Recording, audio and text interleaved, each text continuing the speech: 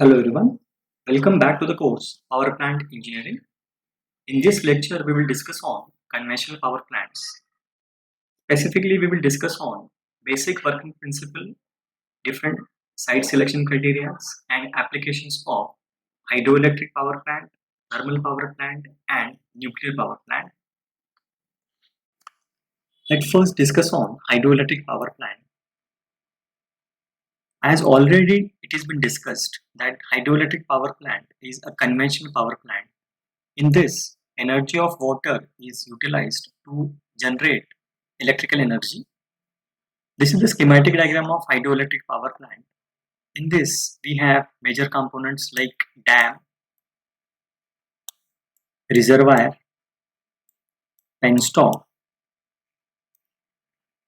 In the powerhouse, we have turbine, we have the generator, we have the draft tube. After generation of electrical energy, water is released to tailrace through draft tube. We have step-up transformer to step up the level of voltage. Now let's see the working of hydroelectric power plant. The dam is constructed across the river or stream of the water, and water is stored in the reservoir at considerable height. The stored water in the reservoir is having the potential energy. When we will release this water with the help of penstock, the potential energy is converted into kinetic energy. With the help of turbine, this kinetic energy is converted into mechanical energy.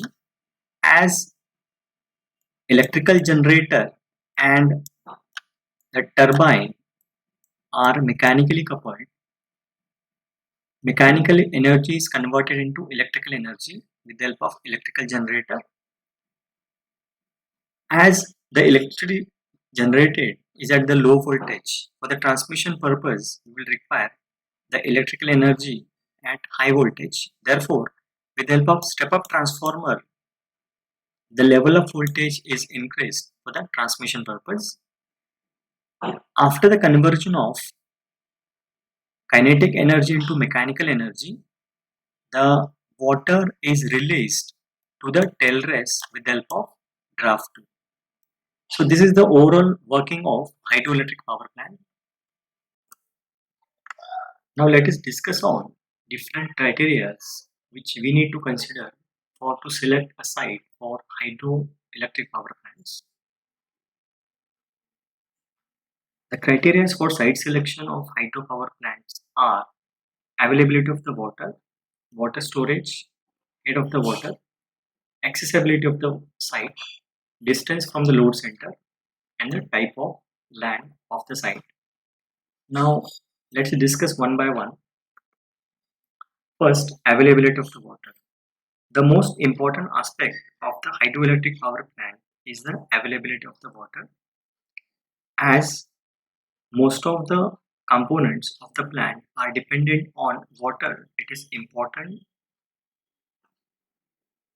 to know about the availability of the water. The run of the data at proposed site must be available before.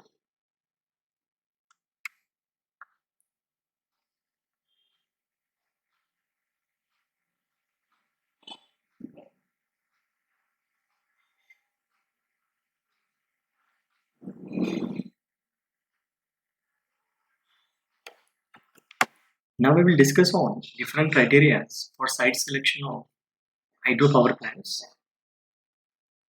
Those criteria includes availability of the water, water storage, head of the water, accessibility of the site, distance from the load center, and type of land of site. Let's discuss one by one. Availability of the water. The most important aspect of hydroelectric power plant is the availability of the water at the site, since all other designs are based on it. Therefore, the runoff data at proposed site must be available beforehand. It may not be possible to have the runoff data at proposed site, but data concerning the overall rainfall over the large catchment area is always available. Estimate should be made about the average quantity of water available throughout the year and also about the maximum and minimum quantity of water available during the year. These details are necessary for to decide the capacity of the hydroelectric power plant, setting up of peak load power plant such as steam, diesel or gas turbine power plant, and to provide adequate spillways or gate relief during the flood period. Second criteria is water storage. Since there is a wide variation of the rainfall during the year, therefore it is always necessary to store the water for continuous generation of the power. The storage capacity can be calculated with the help of mass curve. Maximum storage should justify the expenditure on the project. There are two types of concern for water storage. First is the storage is so constructed that it can make water available for the power generation of 1 year only. In this case, storage becomes full in the beginning of the year and becomes empty at the end of the year.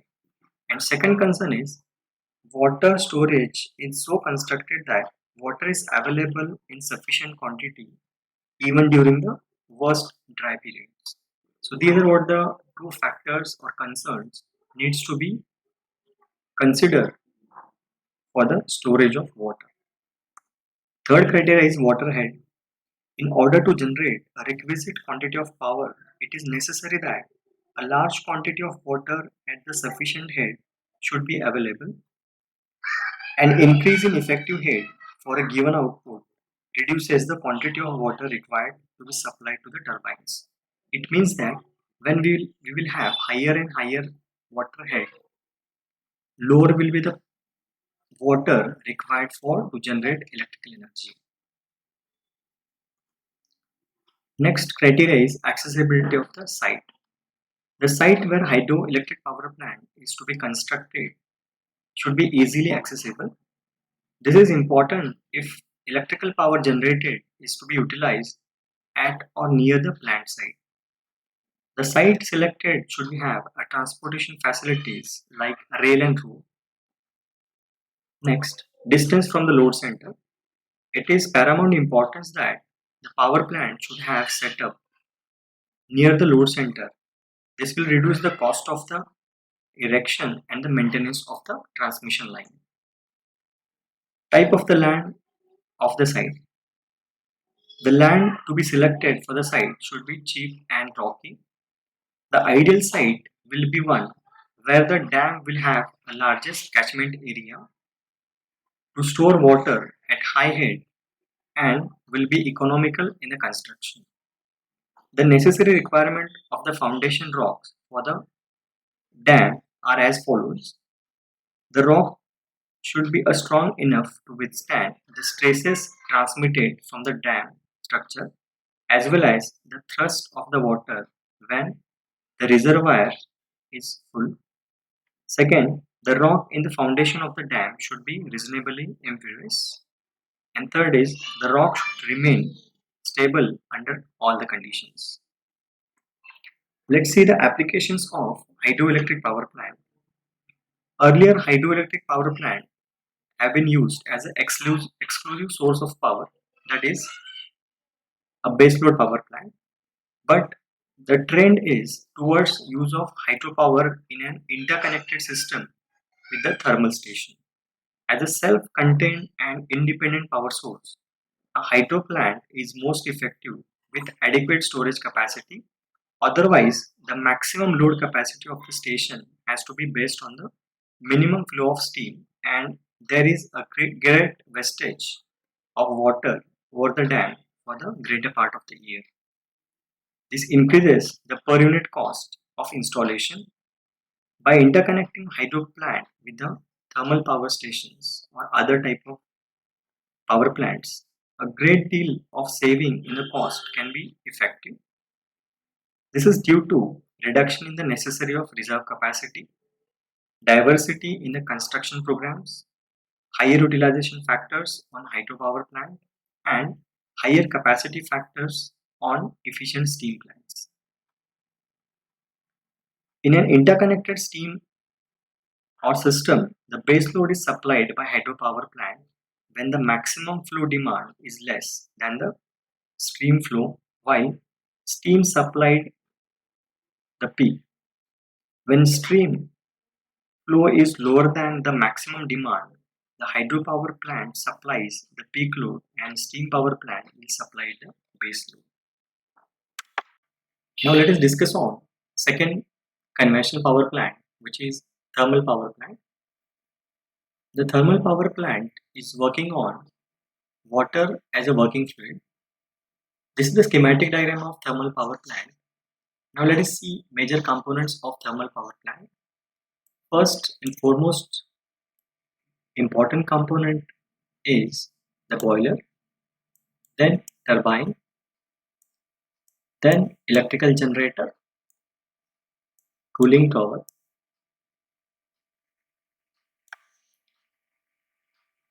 Let us see the working of thermal power station. In the boiler, the water is converted into high pressurized steam with the help of fuel. It may be the coal or it may be the oil. This high pressurized steam is entered into the turbine where mechanical energy is produced. As turbine and electrical generator are mechanically coupled, the rotor of the alternator or electrical generator will rotate and this will produce the electrical energy. After the generation of electricity, the steam is entered into the cooling tower where once again it is converted into the water and it is fed back to the system for to generate the steam.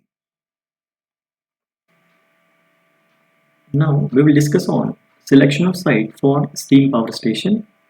Before to erect or before to start the construction of steam power station, it needs to select a site or location for the power plant. For this selection of site, it needs us to consider different points, which includes availability of the raw material, nature of the land, cost of the land, availability of the water, transport facilities, ash disposal facilities, availability of the labor, size of the plant, load center, public problems, and future expansion. Let us discuss one by one. Availability of the raw material. Modern steam power stations using coal or oil as a fuel require huge quantity of fuel per annum. A thermal power plant of 400 megawatt capacity requires 5,000 to 6,000 tons of coal per day. Therefore, it is most important to locate the plant as near as possible to the coal fields in order to save the transportation charges. Besides transportation charges, a plant located away from the coal field cannot always depend on the coal deliveries because there may be the failure of transportation system or there may be the strike at the mines. For this reason, a considerable amount of coal must be stored at the power station. This will result in increased investment, increased space required at the site for the plant for the storage, losses in storage, and additional staff requirements. If it is not possible to locate the plant near the coal fields, then plant should be located as near the railway station as possible. Even if this is not possible, then at least arrangements should be made for railway sliding to the power plant so that the coal wagons can be shunted from the station to the site of the power plant. Second criteria is nature of the land. The type of the land to be selected should have a good bearing capacity as it has to withstand the dead load of the plant and the forces transmitted to the foundation due to the machine operations.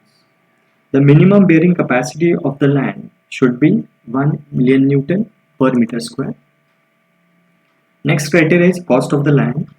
Considerable area is required for the power station. The cost of the land for the purpose should be reasonable. The large plant in the heart of the big cities and near the load center are not economical as the cost of the land is very high in these areas. Availability of the water. Steam power station uses water as a working fluid which is repeatedly evaporated and condensed. Theoretically, there should be no loss of water, but in fact, some makeup water is required.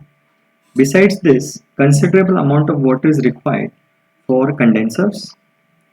A large quantity of water is also required for disposing the ash if hydraulic system is used. It is therefore necessary to locate the power plant near the water source, which will be able to supply the required quantity of water throughout the year. Next, transport facilities. Availability of the proper transport facility is another important consideration in locating a thermal power station. It is always necessary to have a railway line available near the power station for bringing in heavy machinery for the installation and for bringing the fuel to the actual site of the power plant. Next criteria is ash disposal facilities. The ash handling problem is more serious than the coal handling because it comes out in hot condition and it is highly corrosive. Its effect on the atmospheric pollution are more serious as human health is concerned. Therefore, there must be sufficient space to dispose a large quantity of ash. Availability of the labor. During the construction of plant, enough labor is required. The labor should be available at the proposed site at the cheap rate. Then size of the plant. The expenses involved in the electrical transmission from a small plant are relatively severe or large owing to generate it using high voltages so that the electrical transmission feature alone becomes dominant in the location of the plant. In case of large plant, the cost of the transportation or transporting enormous quantities of coal and water are considerably high. Therefore, the plant must be located near the pit head provided the required water quantity must be available as near as the possible. The large plant should be located close to the railroad offering adequate services. The economic significance of the large plant with small one is much greater than the mere ratio of the size. Next criteria is load center. The power plant should be located as far as possible near to the load center in order to minimize the cost of the transportation of transmission lines, also to reduce the losses during the transmission. Public problems. In order to avoid the hazardous or effect from the smoke, fly ash and heat discharge from the power plant, it should be located far away from the towns or populated areas. Future expansion. The choice of the site should allow for economical expansion consistent with the estimated growth of the land. Now let's see applications of thermal power plants. Most of the load, that is demand of electrical energy, is scattered with the help of thermal power plant in various countries. In India also 50 to 60% of the demand is being supplied by the thermal power plant. As starting time required is high, therefore thermal power plants are used as a baseload power plants. Let's move towards the next type of conventional power plant, that is nuclear power plant. The basic difference in between thermal power plant and nuclear power plant is the type of fuel used. In case of thermal power plant, we already have seen that coal is used as a fuel. In case of nuclear power plant, nuclear fuel is used as a fuel in the plant. This is the schematic diagram of nuclear power plant. Let's see major components of nuclear power plant. First, reactor, which is a nuclear reactor. Second, steam generator or boiler. Third, turbine. And fourth, electrical generator. Let's see the working of nuclear power plant. The fuel is fed to the nuclear reactor. In the nuclear reactor, by the chain reaction of nuclear fuel, heat is produced. This heat is transferred to the steam generator or the boiler, which will convert water into the steam. This steam is fed to the turbine. In this, mechanical energy is produced from the high pressurized steam. As turbine is mechanically coupled with the generator, rotor or shaft of the generator will rotate, and with the help of that, electricity will be produced. So this is the overall working of nuclear power plant or nuclear power station. Now let's move towards the site selection criteria for nuclear power plant. So even in the first two, that is hydropower plant and thermal power plant, we have seen the site selection criteria, and in those also availability of the water is most important. In this plant also availability of the water is that much important because it is a working fluid used in the nuclear power plant.